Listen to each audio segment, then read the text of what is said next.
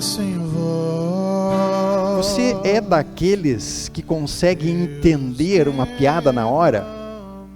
Às vezes isso é difícil, né? Quando sai uma charge numa revista ou num jornal, às vezes aquela charge, às vezes a gente consegue entender imediatamente, mas às vezes a gente precisa refletir um pouco, de repente alguém até precisa explicar para a gente. Quando a gente está lendo um livro, tem pessoas que leem um capítulo inteiro, vão entendendo de imediato. Outras pessoas, depois de um parágrafo, precisam dar uma pensada, de repente reler. Não é? Enfim, nem sempre é possível captar o que de fato nós estamos vendo. Nem sempre é possível entender exatamente o que está acontecendo. E nós vemos aqui que o evangelho deste domingo, ele apresenta 2 milagres, onde são revelados acontecimentos importantes e, se nós passarmos os olhos corridos, não é possível entendê-los. E alguns elementos do texto, como por exemplo,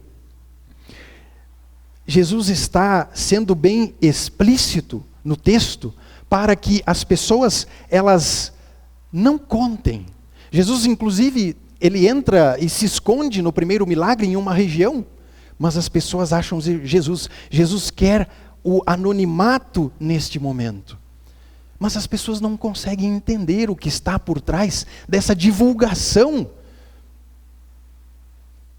Jesus corria o risco de não conseguir cumprir o seu ministério, porque as autoridades estavam incisivamente à busca de Jesus e já procurando-o para matá-lo.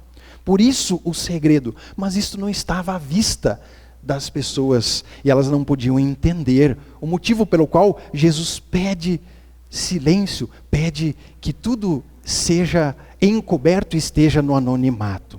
Um outro ponto é que a expressão do versículo final, tudo o que faz, ele faz muito bem, não deixa de ser a mais completa verdade do texto. Jesus realmente faz tudo bem, mas as pessoas, na verdade, com esta frase, conseguem captar apenas a verdade na sua parcialidade. O que, afinal, está por trás deste milagre? Que Jesus, aliás, faz muito bem, é o que nós queremos também entender. O primeiro passo, ou o primeiro entendimento desse texto, que não está assim tão explicitamente, nos é dado uma luz pela leitura do Antigo Testamento. A leitura de Isaías 35, no verso 5, diz que quando o Messias chegar, ou quando os novos tempos chegarem, os cegos verão e os surdos ouvirão, versículo 5. E o que é que nós temos aqui nesse texto? Nós temos um surdo que passa a ouvir, e um mudo que passa a falar muito claramente as verdades a respeito de Deus. E nós lembramos também de Lucas no capítulo 7, a partir do versículo 19, onde João Batista manda os seus discípulos perguntarem a Jesus. Jesus estava fazendo muitos milagres e muitos prodígios, e João Batista lá na cadeia manda os seus discípulos perguntarem, perguntem a Jesus, ele é o Cristo, o Messias que havia de vir, ou devemos esperar outro? E qual é a resposta de Jesus? Jesus diz aos discípulos de João Batista, fala para João Batista, que os cegos veem e os surdos ouvem. Ou seja, Jesus está dando indicativos através desses versículos, que muitas coisas acontecem à vista das pessoas, mas que elas não conseguem entender. Em outras palavras, Jesus está dizendo aqui,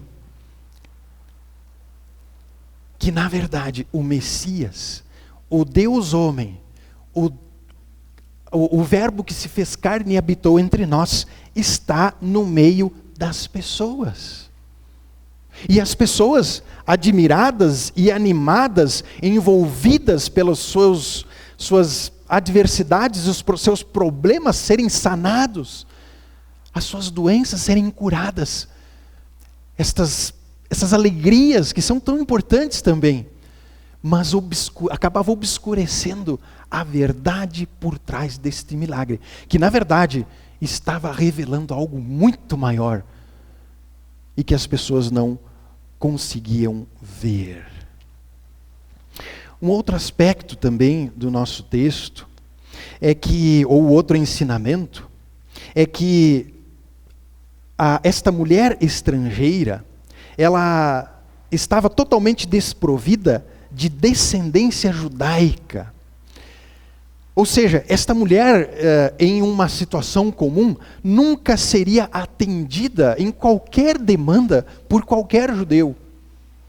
Um judeu ou alguém da cultura não poderia nem tocar nesta mulher, não poderia nem conversar com ela, nem sentar à mesa. E Jesus, com este milagre, ele faz isso. Jesus atende um pedido de uma mulher estrangeira. Ou seja, o que Jesus quer dizer aqui? A mesma coisa que ele disse a outra pessoa estrangeira que veio a Jesus, e Jesus diz a ele: escuta, nem em Israel vi tanta fé. Jesus viu que esta pessoa, quando ela diz, escuta, até as migalhas elas são possíveis de alimentar, então alimenta o teu povo primeiro, mas eu me satisfaço com as migalhas. Na verdade estava revelando a toda essa confiança desta mulher. E Jesus atende imediatamente o seu pedido. Ela chega em casa e encontra o seu filho curado. E depois, no outro milagre, também é uma questão cultural aqui envolvida. Na religião judaico-cristã, a palavra ocupava um lugar central na vida do povo. Então, o ouvir de Deus e o poder orar era parte da identidade judaica. Diz, por exemplo, o Shema Israel em Deuteronômio 6, versos 4 a 9, ouve, ó Israel. Ou seja, era fundamental para fazer parte do povo de Deus e do culto a faculdade de ouvir e também expressar a fé, a confissão de fé no Deus vivo, no único Deus. E a recitação do Shema, ou desta confissão de fé, ela tinha 248 palavras, que era também o que se compreendia ou se achava que eram o número de órgãos do corpo humano. Ou seja, então quando se recitava o Shema, as 248 palavras eram um pedido a Deus, uma expressão de fé, confiança em Deus, mas também um pedido, ou um pedido físico, orgânico. Em outras palavras, é como se o teu fígado, o teu rim, a bexiga, todos os músculos e todos os tendões estivessem clamando a Deus. Ou seja, era uma devoção de mente, espírito, de corpo. E o surdo-mudo estava desprovido de todo este mecanismo. Ele não podia ouvir, ele não podia falar. Então, o que está por trás deste milagre aqui? Atendendo o pedido da mulher estrangeira e curando o surdo-mudo, Jesus mostra que a salvação não tem barreiras. A salvação é para todas as pessoas. Se nós olharmos o lema da nossa igreja, nós vamos ver que estamos alinhados com isso. Cristo para todos.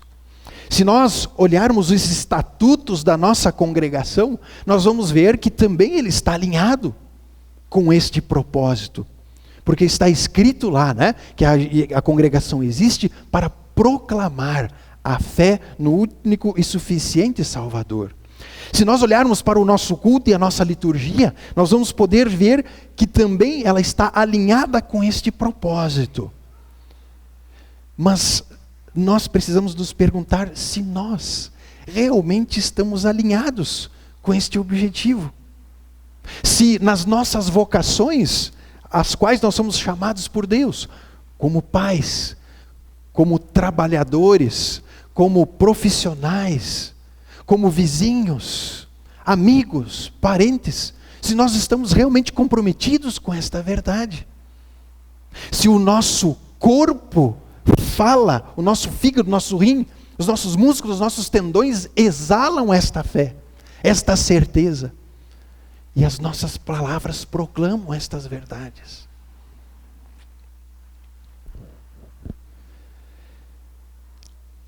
E o último elemento, vamos dizer assim, o ensinamento do nosso texto também é muito curioso.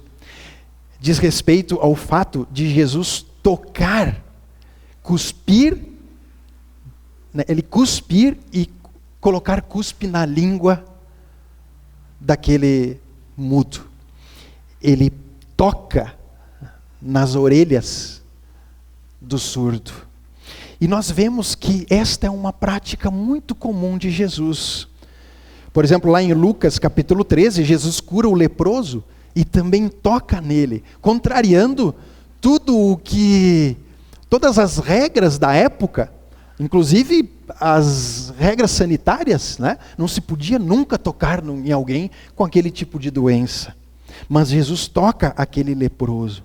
Em João 9 também, Jesus cospe na terra, faz uma lama e coloca esta lama nos olhos do cego de nascença e ele é curado. Então a gente vê que Jesus faz questão de sempre ter algo concreto, algo que toca as pessoas, para que elas tenham certeza de que quem está na frente delas é o Santo de Deus. Nós vemos aqui, quando Jesus toca as pessoas, que não é o que de fora o que contamina. Jesus estava correndo o risco de ser contaminado se assim fosse. Mas Jesus faz o caminho inverso. A perfeição, a salvação entra naquele homem. E aquele sujeito é curado do seu defeito, da sua doença. De modo admirável, a mudança aqui ocorre na direção contrária. Jesus não se contamina, mas o homem contaminado é curado, ele é purificado. Queridos irmãos, quantas coisas estão por trás destes dois milagres. Numa pequena olhada, num passar pelos olhos rapidamente, certamente isso seria difícil de captar. Que o verdadeiro Deus, por este milagre, está se manifestando, cumprindo a promessa. A promessa é confiável. Deus está no mundo para ir lá na cruz salvar o seu povo. Deus está no mundo para instituir coisas, para que, na sua ausência, o toque de Deus possa continuar no mundo. E é por isso que ele institui a Santa Ceia. A Santa Ceia é também um momento em que Deus, juntamente com o pão e o vinho, nos toca. O divino está em comunhão com o humano. E nós temos comunhão com isso tudo. E assim como esta dinâmica curou o cego, curou o surdo mudo e tantas outras pessoas, assim nós podemos ter a certeza de que o que nos é dado na Santa Ceia também cura a principal doença do ser humano, que é o pecado, é aquilo que sai de dentro. Por isso, queridos irmãos, muitas coisas estão por trás das coisas que aparentemente parecem tão fáceis de explicar.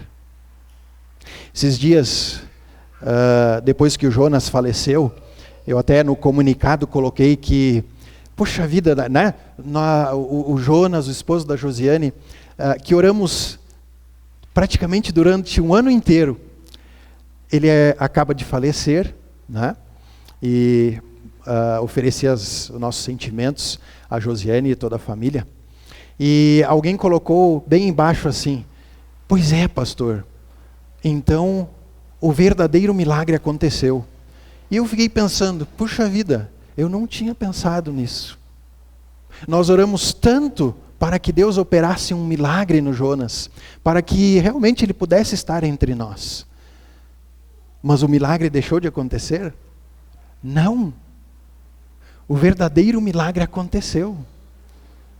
O Jonas está com Deus na eternidade, pela fé em Jesus Cristo. Porque Deus, com sua palavra, o tocou. Com sua palavra da absolvição. Então vejam como isso é magnífico. O que está por trás desta palavra é a palavra que perdoa, a palavra que absolve, a palavra que fortalece a esperança da vida eterna, as realidades que não são visíveis, que os nossos olhos não podem ver, mas que são reais. Nossos olhos também não veem Jesus presente na Santa Ceia.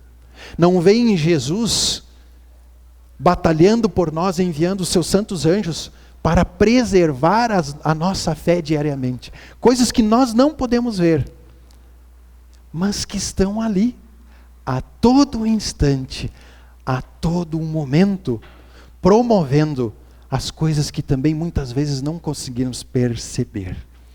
O fortalecimento da nossa fé na vida que há de vir. Por isso, queridos irmãos, olhos, ouvidos e atentos é o tema da nossa mensagem. Justamente porque Jesus continua trabalhando nas coisas que humanamente são impossíveis de captar. Jesus dá essa mão para nós e envia o seu Espírito Santo para nos fazer crer, para nos fazer pegar nas coisas que não podemos ver. E agora sim, junto com aquela multidão, podemos dizer: tudo o que faz, Ele faz bem. Verdade, Deus faz tudo muito bem. Que Deus abençoe essas palavras em nossos corações. Amém. Ele tem cuidado de nós. Em Cristo nunca estaremos sós.